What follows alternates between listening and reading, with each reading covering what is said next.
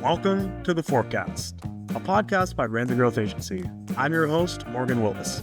On each episode of The Forecast, we'll ask our guests to give their forecast for the future of their area of expertise. We'll talk through media, marketing, and advertising trends, and sometimes we might get into some other fun too.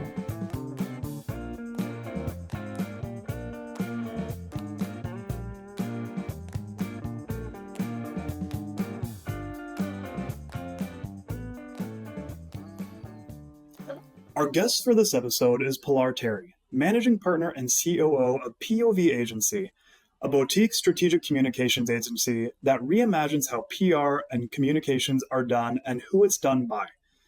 Today, Pilaar and I will chat about the state of diversity, equity, and inclusion, or DEI, in today's media, strategies for brands, and what DEI means to her. Hi, Pilaar. Welcome to the show. Hi, Morgan. Thank you so much for having me. I'm excited to be here. I'm excited to have you on. Now, Pilaar, there are a lot of conversations happening around big companies scaling back their DEI efforts and others, like Costco, recommitting. In your world, how are you seeing this play out? Oh, gosh, that's a really good question. And how I'm seeing it play out is in a few different ways.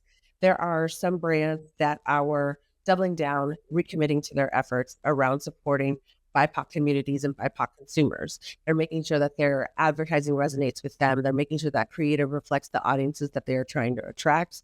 They are staying the course no matter what's going on in the current administration. I'll keep my personal opinions about that to myself. And then you see other brands that are quite honestly taking this opportunity to run away from communities that they never wanted to really engage with anyway. And I think it's really showing a lot of consumers and a lot of people in the advertising community those brands' true colors. And it gives both consumers, brand marketers, people at agencies the opportunity to figure out what brands really align with their mission and values and what they want to keep shopping with them, buying from them, working with them, engaging with them as a brand. So brands are either staying the course, doubling down, really reinforcing their commitment, or they're running the other way. And I think it's giving the audience an opportunity to figure out which side that they want to be on and what brands that they want to support. Right. Now, as a PR practitioner yourself, what do you feel that brands should be doing at this time as it relates to DEI? Oh, gosh. I mean, what I feel like they should be doing is really embracing, the full scope of what our community looks like, appealing to people that may have different races or nationalities, appealing to consumers that may have different sexual orientation, or their families look different, or their relationships look different. But that's me personally. When it comes to brands and how they should act around it, I really feel like, it's a time for brands to reset and really assess their priorities and missions and values. And if this is the path that they want to go on and they want to continue to be part of the DEI conversation, this is your opportunity to do it and do it in a big way. But if you're a brand that's like, we never really wanted to talk to those people anyway, for whatever reason, political or maybe it's related to like their mission and values. They don't have to show up. If they don't need to show up, show me who you are. Show me how you treat people who look like me, and then I will make my decision accordingly. I think it's really a big opportunity for any brand in the country to show up as the way that they want to show up, and then kind of let the chips fall where they may, rather than like following the trends or following the data or following what they think they should be doing. It's an opportunity to stick close to your values as a brand and champion those and not try to be something that you're not, because we can see right through it. Looking at you, Target, looking at you. Right. So what about brands that have had a long-standing DEI program, right? And now, for whatever reason, they're scared. They're scared about the backlash to having this program. What would you recommend for them? Oh, gosh. Take a beat and a pause.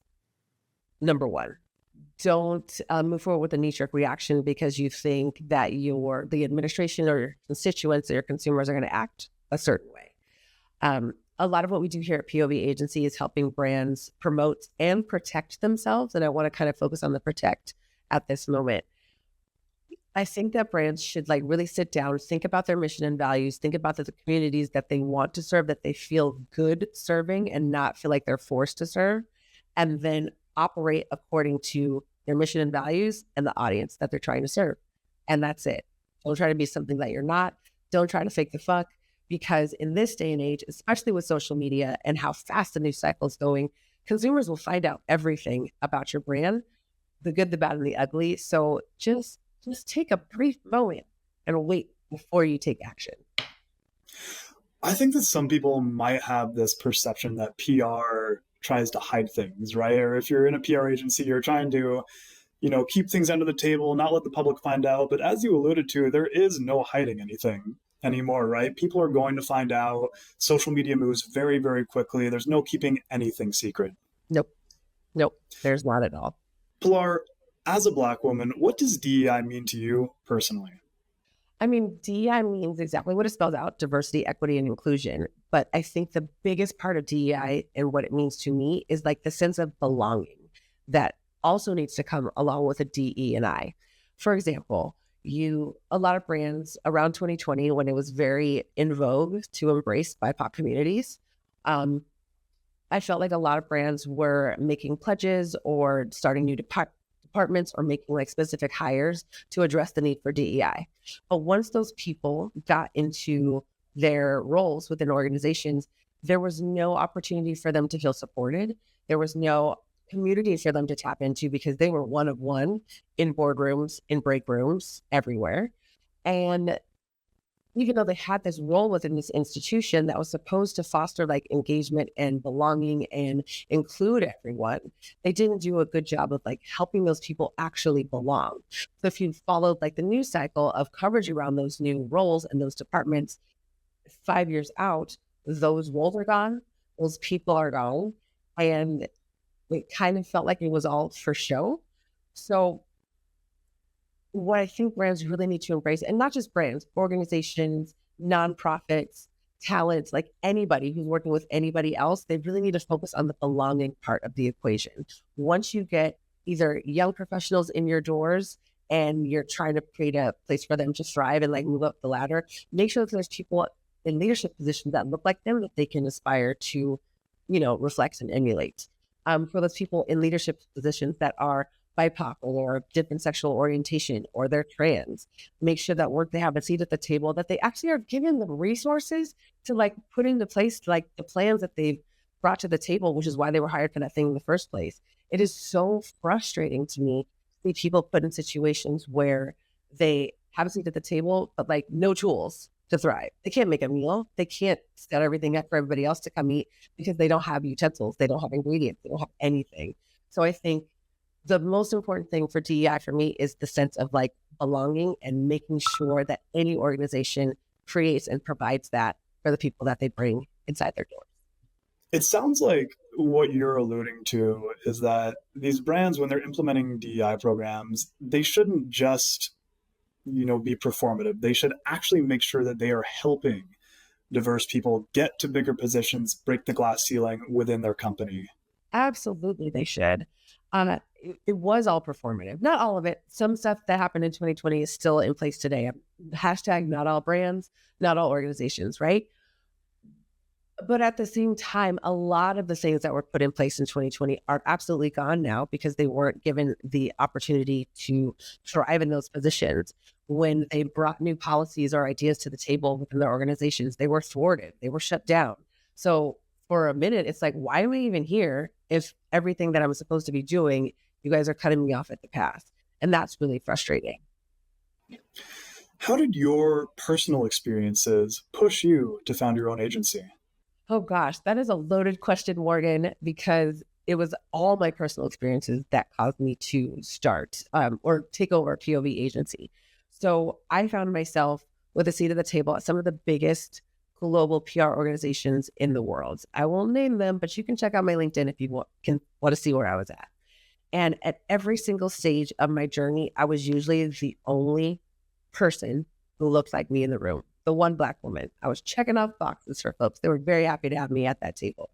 But at the same time, they did not want to hear what I had to say. They did not value my insights. They did not value my experience. They did not value my expertise. And so I found myself absolutely killing myself, traveling all around the country, not seeing my family and friends, gaining weight from eating in airports, not really taking care of myself and my health or my body, killing myself to try to validate my very presence my very existence, my value to the organizations that I was employed by. And it got to a point where like I was just tired of being ignored. I was tired of being not listened to. I was tired of being undervalued. And I felt like if I'm going to make a mark in this industry that I love so very much, because I freaking love advertising and marketing, I really do. And I love PR as well. If I'm going to really make a difference and also help the generation behind me, I need to do this on my own. And it's something that I never wanted to do. If you would have told little Pilar that she would be an entrepreneur and running her own agency, she would not have believed you at all. And it's, even though it wasn't my goal or my dream, I feel like I'm exactly where I need to be right now because of those experiences, because of being pushed out or ignored or undervalued. I'm now able to create a space where I can do exactly that for my team and my employees, most of which look like me, some of whom don't. But it is a place where people can show up 100% themselves and authentically. And that's all that I ask for. And I value them in what they bring to the table and also what I think I can provide to them in a learning experience in a professional environment. It sounds like, early on in your career, you were really hardworking, maybe overworking a little bit, and undervalued, stressed out. I'm sure there might be some people listening to our podcast right now who hear that and think, that's my position. That's what I'm in right now. What advice would you give them? The advice that I would give those folks is to really, number one, figure out what you can learn from the current situation that you're in. It's not, this is your career we're talking about, right? It's not necessarily like the opportunity or the chance to just cut and run because you don't like something. It's called work because it is work. It's not called fun, it's work. So figure out what you can learn from that situation. Are there contacts that you can network with? Are there brands that you want to engage with? Are there people that you want to get in front of that are offered within this opportunity and are offered nowhere else? Seize those, take advantage of those. That's number one. Number two, think about how you want to show up and who you want to be around to like advance your career and seek those spaces out. And I'm not saying like you have to go get a new job immediately, but maybe start looking for folks on LinkedIn for coffee chats or lunch and learns, or, hey, I just want to ask you a few questions about this role and about your organization. Can you tell me a little bit about it in 15 minutes? So like start having those conversations to not just like to mitigate jumping from one bad situation to another because you didn't like it, because you didn't do the research. I see you nodding. You're like, I definitely feel you on this. But like really taking stock of like what's out there and thinking about like what makes your heart feel good and what feels good in your body. Think about those, do your research, and then go after the job or the organization or the company that you feel like will offer you that type of environment.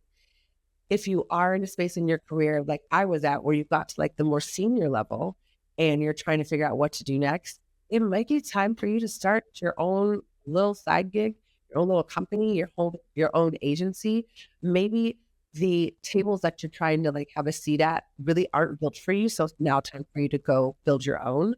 But instead of making that decision quick, fast, and in a hurry because you're upset about what's going on at your current organization, really do the research, talk to people, see if going somewhere else is your best bet or starting a new thing is the path that you should go down.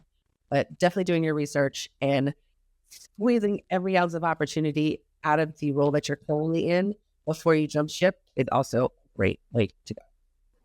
I love that idea of, if there's no table for you to have a seat at, just build your own. You absolutely have to.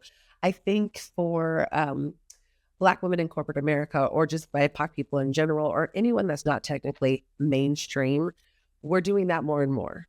Like the system is not built for us. It's not built for us to thrive or succeed or have the spotlight on us. So we create our own communities to do that within.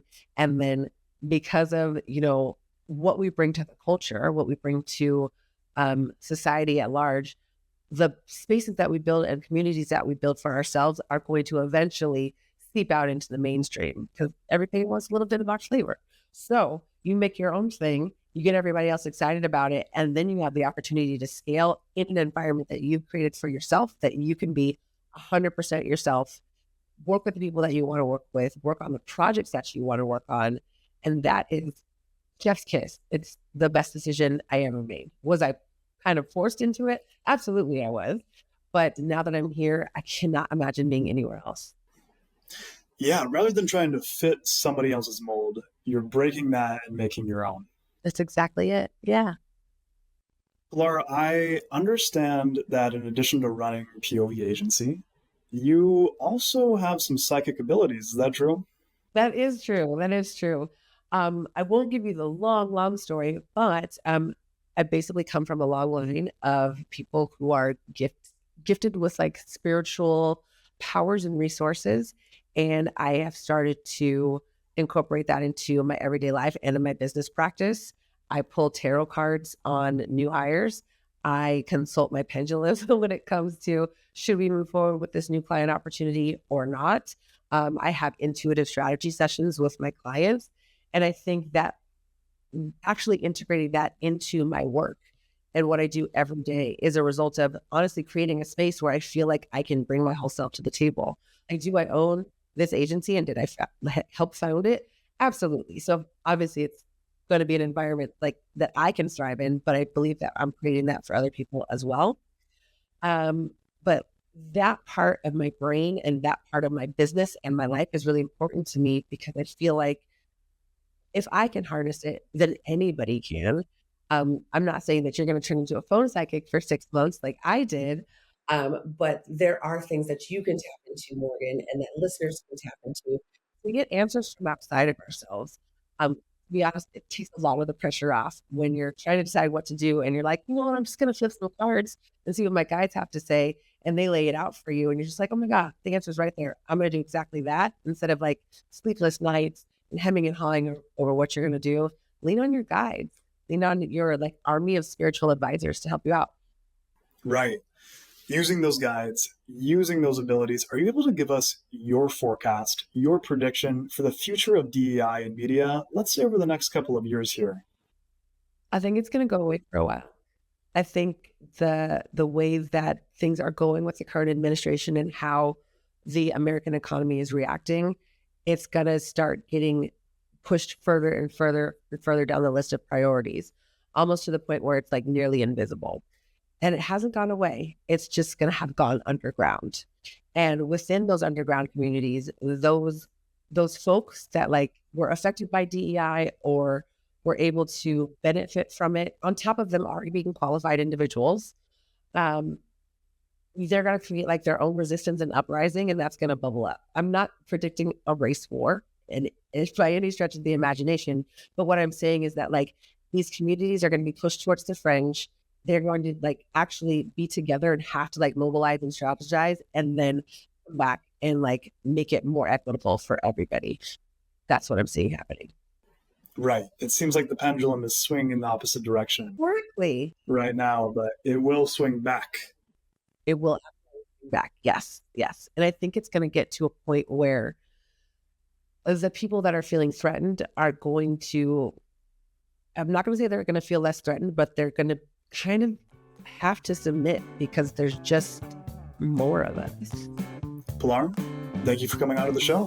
You're so welcome. You're so welcome. Thank you so much, Morgan, for having me. The Forecast is powered by Rein the Growth Agency, a leading independent advertising agency. I'm your host, Morgan Willis. Art design is by Eric Hernandez, production by Beatrice Livioco. The show is edited by Morgan Willis and Eric Hernandez. Follow along with the show on Spotify, Apple, YouTube, or wherever you enjoy listening to stay in the loop. We'll see you next time.